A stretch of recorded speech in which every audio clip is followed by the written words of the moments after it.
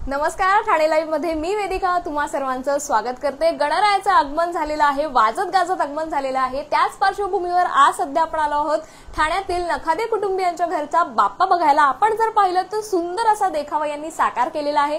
नक्की कशा प्रकारची तयारी केली आपण त्यांच्याकडूनच जाणून घेऊया। सर नमस्कार, काय सांगाल, कशा प्रकारचा देखावा तुम्ही आज सादर केलाय, काय माहिती द्या। माझं नाव भूषण महेंद्र नखाते। आम्ही आता आमच्या गणपतीचं 37वे वर्ष आहे।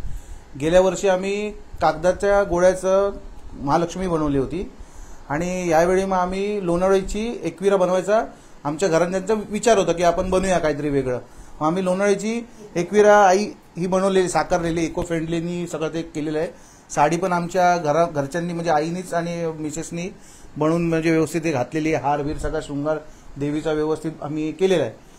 आणि आता देवबाप्पा म्हणजे गणपती बाप्पाचं आता 37वे वर्ष आहे आमचं। हे माझ्या नवसाचा गणपती आहे। आता माझं वय 37 आहे म्हणून आता गणपतीचं पण 37 इयर्स आहे। तर हे गणपती बाप्पाचं आम्ही केलेलं आहे मनापासून, जे काय आम्ही दरवर्षी करतो। दरवर्षी कोणकोणता देखावा साकार करता आणि ही थीम आई देवीची थीम कशी काय तुम्हाला सुचली? कारण की आम्ही जस्ट आता सगळी म्हणजे फॅमिली आम्ही आता पावसामध्ये लोणावळ्याला दर्शनाला गेलो होतो सगळे, म्हणजे पूर्ण जवळजवळ 7-8 फॅमिल्या होत्या। आणि तेव्हा आमचा विचार, आम्ही बोललो चला काहीतरी वेगळं बनवूया।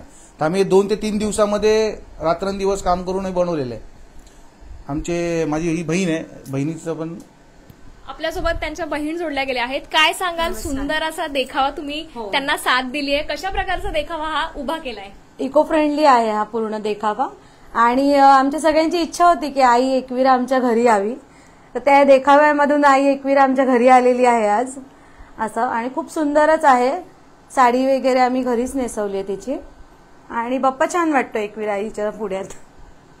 सर आपल्याकडे कशा प्रकारची पूजा अर्चना होते, गणेशोत्सव कशा प्रकारे आपल्याकडे साजरा केला जातो, पूजा अर्चना कशी होते, काय माहिती द्या? तर गणपती आमच्याकडे 1.5 दिवसाचा असतो खरा, आणि आदल्या दिवशी आम्ही रात्री 12 वाजेपर्यंत गणपती आणतो घरी। आणि घरी आणल्यानंतर सकाळी 4 वाजता ब्राह्मण आमच्या घरी येतात पहाटे, आणि मग त्यानंतर प्राणप्रतिष्ठान करून आम्ही ती मूर्ती उचलून वरती टेबलावर आरासमध्ये ठेवतो, बस एवढंच आहे। आपल्यासोबत मॅडम देखील आहेत। मॅडम काय सांगाल, गणेशोत्सव म्हटलं की लहान मुलांचा फेवरेट असतो तो मोदक, आणि तुम्ही यंदाच्या वर्षी बाप्पासाठी कसला नैवेद्य दाखवला आहे आणि दरवर्षी काय नवीन असतं?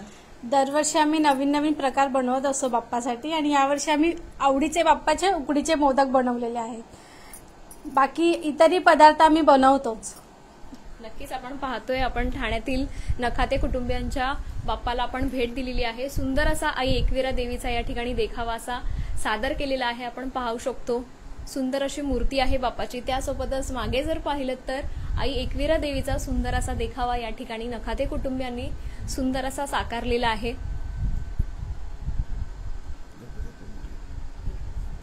सर काय सांगाल, आता बाप्पाकडे अजून कुठली इच्छा आहे की मागणी आहे का, अशी काहीतरी?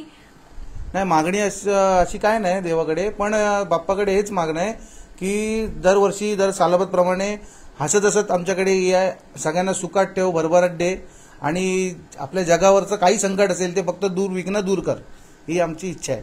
यंदाच्या वर्षी तुम्ही सुंदर अशी आई एकविरेची मूर्ती साकारली, देखावा साकारलात, पुढल्या वर्षी अजून तुम्हाला काही चॅलेंजिंग असणार आहे किंवा नवीन काहीतरी?